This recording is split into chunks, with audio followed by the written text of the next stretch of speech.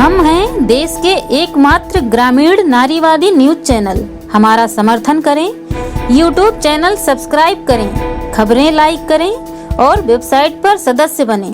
चित्रकूट जिला का रामनगर ब्लॉक का एक बलहौरा गांव का एक केस सामने आया, जहां पे छोटे लाल का आरोप है कि मेरे भाई की उम्र लगभग 45 साल से ऊपर थी और मेरे भाई का 2 दिन पहले बुखार आया था, तो हम अलग अलग दवा कराए, जिसे राजापुर ले गए। राजापुर के डॉक्टर ने बोला कि यहाँ पे ज़्यादा पैसा लगेगा, तो हम वहाँ से चले आए। रामनगर के एक प्राइवेट, वहाँ के डॉक्टर ने कहा कि 100% हम गारंटी लेता हूँ और आपके भाई का ठीक कर देंगे। तब 1 हफ्ता दवा चलाया, कह रहा था कि इसकी प्लेट डैमेज है, प्लेट बदलेगा। तो हम उनके अकाउंट में 34,000 रुपये ट्रांसफ़र भी किए, मगर 1 हफ्ता दवा कराए, कुछ असर नहीं हुआ। तब 18 तारीख को कहा कि आप लोग यहाँ से ले जाओ, मेरे बस का नहीं। हम ले गए, उसकी इलाहाबाद पहुँचते पर्चा बस कटाए, उसकी मृत्यु हो गई। कैसी क्या है घटना? मैम, उसको बुखार आया था, बुखार की दवा गांव में करा रहे थे। एक जमुना पार का डॉक्टर है, उसी से दवा इलाज करा रहे थे और घर में कोई सदस्य था नहीं। उसका लड़का आगरा में रहता था, मैं भी आगरा में रहता हूं, और वहां से 2-3 दिन दवा चली, वहां कुछ फ़ायदा नहीं दिखा तो राजापुर ले गए। राजापुर में एक अस्पताल है जमुना पार की, पेट्रोल पंप के पास। वहाँ उसने खर्चा ज़्यादा बताया, गरीब घर से था मैडम। उसके बाद उसको लेके यहाँ आए। रामनगर में एक नया क्लिनिक खुला है, वो भी मंजनपुर का है, तो उसने जिम्मेदारी लिया कि मैं ठीक कर दूँगा। हमें वहाँ से फ़ोन कॉल गई कि ऐसा करो, पैसा का इंतजाम करो, मैं ठीक कर दूँगा। हमने पैसा भेजा मैडम, और उसने बताया कि इसकी प्लेट डाउन है, प्लेट चढ़ानी पड़ेगी। मैंने तत्काल वहाँ से पैसा ट्रांसफ़र किया अस्पताल के अकाउंट पे, प्लेटलेट चढ़ाया। चढ़ाने के बाद प्लेटलेट बढ़ी, और बढ़ने के बाद फिर डाउन हो गई।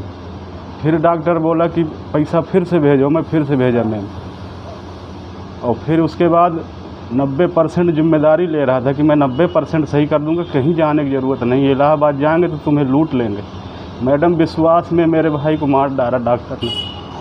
तो कितना पैसा भेजे डॉक्टर के? डॉक्टर के पास 20,000 एक भेजा, 10,000 एक भेजा, 4500 एक भेजा, प्लस अभी 45,000 रुपया प्लस और मांग रहा था वो।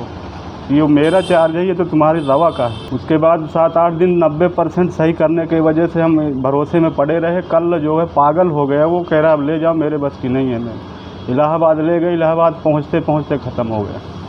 तो क्या लगता है डॉक्टर की लापरवाही से? अब मैम, अब कैसे बताएं, हम तो यहाँ थे नहीं, क्या सिचुएशन थी, अब हम कैसे बताएं। आज मैं आया हूँ, अब जो गांव के सदस्य थे घर के, और कुछ भाभी थी, और वो उनसे कुछ बातचीत करी जाए। मैं अभी रास्ता में हूँ मैम, मैं अभी घर भी नहीं पहुँच पाया। तो आप उसकी रसीदिंग है, तो आप पैसा लगा देते? हाँ, मैं मोबाइल से लगाया हूँ और रिसीविंग भी है, कुछ फ़ोन पे से डाला हूँ। उससे डॉक्टर से कहा कि ये गरीब घर का व्यक्ति है और जो हुआ सो हुआ, इसकी कुछ मदद कर दीजिए, लड़की शादी लायक है। तो उसने उल्टा सीधा बोलने लगा, हम क्या करें, हमारी क्या जिम्मेदारी है मैम। उसके पहले तो तू जिम्मेदारी ले रहा था कि मैं 90% सही कर दूंगा। इसके बाद किसी से नहीं देखा जाता। रगौली में बहन ब्याही है, भांजे आ गए, रिश्तेदार आ गए, वो कुछ उल्टा सीधा बोलने लगे। पुलिस केस हो गया। हमारा थाना मऊ लगता है, मऊ से एसओ साहब आ गए। अब यहाँ पोस्टमार्टम के लिए डेड बॉडी ले आए। अब यहाँ पड़ा हूँ मैम, अभी रास्ता में 3 दिन से मैम कुछ नहीं खाया। मेरा बड़ा भाई था। कितने भाई थे आप? हम 5 भाई थे मैम।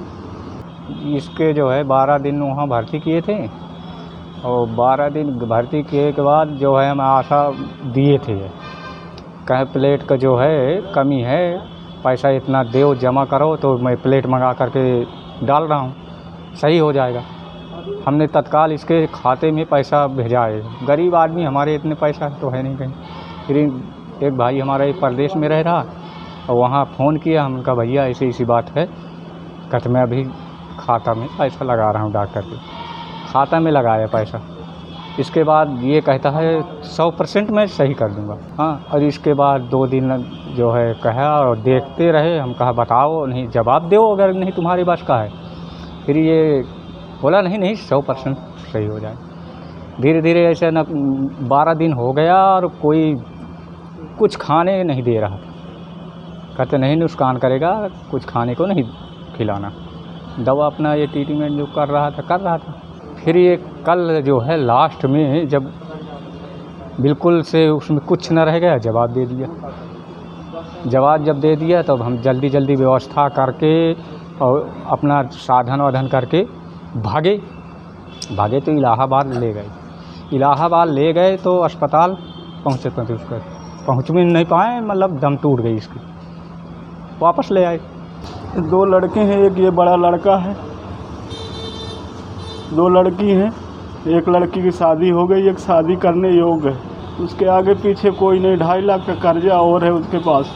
क्या करते थे? मजदूरी करते थे मैम, वहाँ 10,000-12,000 की मजदूरी करते थे, बच्चे पाल रहे थे किसी तरह। कल ऐसा समझ में आया था कि कल वहाँ पे ट्रीटमेंट हो रहा था। अब लगभग ये अभी नया चालू हुआ था 15 से 20 दिन में, जो सुनने में आया था।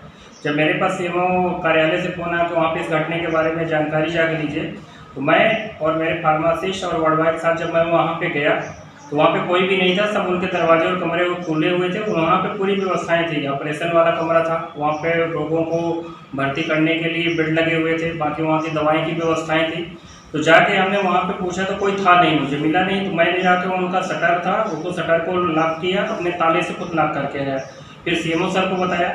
उसके बाद जिले से डॉक्टर इम्तियाज़ सर आए थे, सीएमओ हैं, उनके साथ में चीफ फार्मासिस्ट आए थे और उनके साथ एक वार्ड बॉय वहाँ से सीएमओ ऑफिस से, उनके साथ जब जाके मैं गया, फिर से दोबारा गया तो वहाँ पे सर ने हम लोगों के सामने पूरे सामान को देखा, उनका वीडियो बनाया। उसके बाद हर कमरे को सील किया, लगा के लॉक कर दिया है। उसमें ये 4 कमरों को सील किए हैं।